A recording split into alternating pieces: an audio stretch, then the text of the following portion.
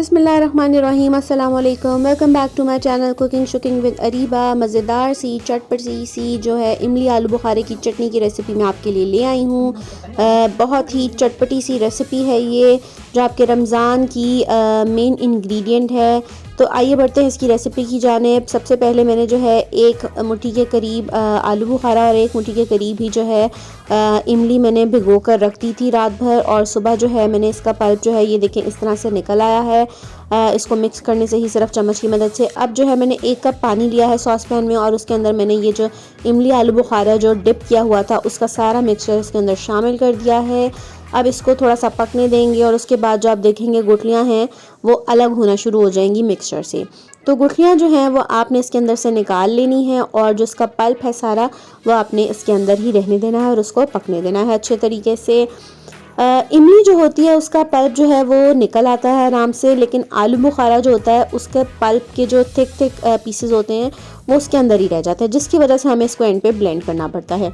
इसमें हमने शामिल किया है तकरीबन आधी चम्मच के करीब नमक, आधी चम्मच इसमें रेड मिर्चें शामिल की हैं, सुरख मिर्चें, आधी चम्मच हमने इसमें दरा मिर्च शामिल की है, और तकरीबन आधी चम्मच ही हमने इसमें अदरक पाउडर शामिल किया है।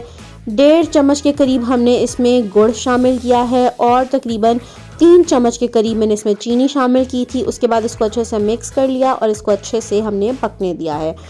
तो पकाया इसको इसलिए जाता है इमली और आलू बुखारे की चटनी को, क्योंकि जो इमली की खटास होती है अगर हम इसको पकाएंगे नहीं तो गला ख़राब भी हो सकता है। तो मैंने इसके बाद चख कर देखी थी, मुझे जो है वो थोड़ी सी खटास ज़्यादा लगी, इसीलिए मैंने जो है 2 चम्मच चीनी और इसमें शामिल कर दी थी, और इसको अच्छे से मैंने मिक्स कर दिया, और ताकि इसके अंदर जो है वो चीनी मिक्स हो जाए। गुठलियाँ इसमें सारी हमने निकाल लेनी है, और उसके बाद जो है हमने इस मिक्सचर को जूसर ब्लेंडर में डाल के पहले थोड़ा सा ठंडा करेंगे, उसके बाद ही जूसर ब्लेंडर में डालेंगे और उसको अच्छे से ब्लेंड करके एक पेस्ट बना लेंगे। तो मज़ेदार सी जो हमारी इमली आलू बुखारे की चटनी है वो रेडी हो चुकी है।